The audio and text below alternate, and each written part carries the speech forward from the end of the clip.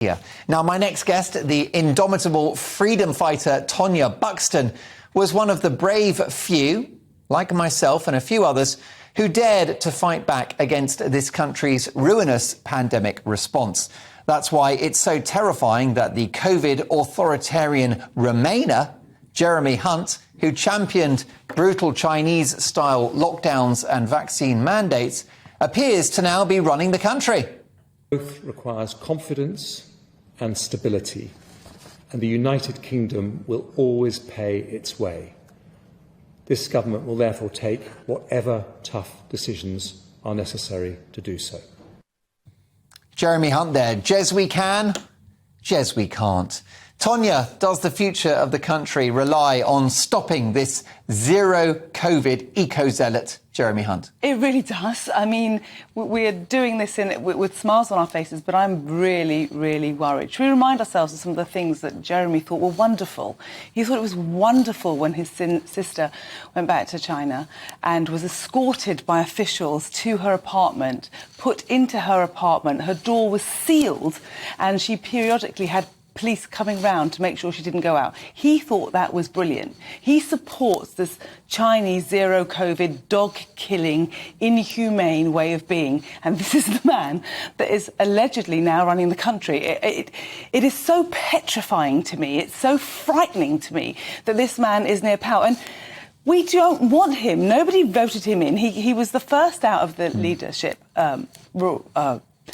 attempt. Yeah. And the worst thing is, for me, is that he is one of these elitists that wants us not to govern ourselves. He is part of the EU. He wants us to be governed by some entity over there that has nothing to do with our lives. And we don't want that. All mothers at home who had to deal with their children during lockdown and what they went through during lockdown saw what Jeremy Hunt did to them. On top of that, he was very much for the vaccine mandates. Can I just have a quick mention while I'm here, talking about the Together Declaration, which wants the people in power at the time to apologise, reinstate and compensate all of those care home workers that got sacked because of part of the policies that this man wanted in place. We need to get them all back in again so we can get rid of the bed blocking in the NHS.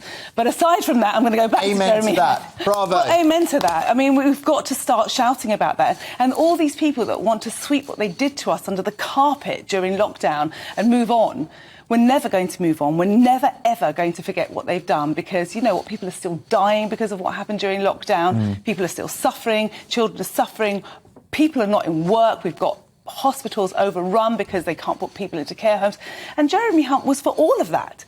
And the biggest thing for me that Jeremy Hunt proves is that there's a complete disconnect between the public and what his thoughts are. He is one of the elitists. The reasons that the markets recovered so well when he was in is because these elitists don't want us to run the country that we live in. They don't want us to be in democracy, and we want to live in a democracy. That's what makes Britain great, that we have a democracy, that we have a say in who governs us. But this man doesn't want that. He feels that his view is greater than ours, and I really worry what will happen to Britain if he gets into power. Well, yes, because we know about his position on lockdowns, and he's just as much of a net zero activist as well. And this is going to have big implications for the way we live our lives in the years to come. Well, net zero is one of the reasons that we're in the mess we're in now. You know, if we just hadn't have gone for that policy and gone for everybody wants a better world. You know, I'm a complete environmentalist. You know, I hate the plastics that have polluted and how many including those wretched masks. Thank you very much. You took that. Billions of masks now in the sea, and all of those plastic gloves and all the plastic that we had to produce to pretend to put in between things. We know it was all wrong. We know it's wrong. Maybe if Jeremy stood up and said, I was completely wrong on COVID, I am completely wrong on net zero, let's find a way of moving forward that's best for the British public, then maybe we might think he might be the man for the job. But he's so arrogant, and he believes in a type of world that's dystopian to us as British people. Well, we believe in our freedom. Tonia, briefly, what does a politician's attitude towards lockdowns tell you about their character and about the kind of leader they are? Because you've got people like Ron DeSantis, the governor of Florida, who's very freedom-loving. Of course, we know about Sweden during the pandemic. But then you've also got Justin Trudeau and his total autocracy in Canada. So what do these attitudes to lockdowns tell us about our public figures, and why is it so important? Well, they tell us everything we need to know about these public figures, don't they? That they don't believe that the people are able to govern themselves. We vote people in to serve us.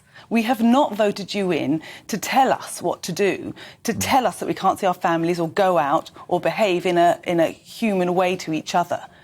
What happened during lockdown was very, very telling. And all of those politicians that stood up against lockdown, there was a few, there was a minority. They're the people that I would trust governing us now and should be in government now. But also, anybody who agreed with lockdown, it's dystopian and it's communist and it's not what we stand for as British. And it smacks of poor judgment because they got it wrong, Tonia Buxton. They got it wrong and they haven't apologised. Show me a country in the world that didn't lock down, that didn't have mask and vaccine mandates, that's had a disproportionately high death toll from COVID. It does not exist. Unfortunately, the disproportionate death toll is from lockdown, and we're seeing it more and more, and the numbers are going up and up and up as we can't continue now. So it says a lot about politicians of trust your people.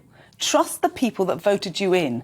There is a complete disconnect now between the elitists and politics as a whole, actually, and the public. I was talking to young people today. I had a room full of musicians and they were all talking, but all of them were saying they don't want to vote anymore. This is what this has done to us.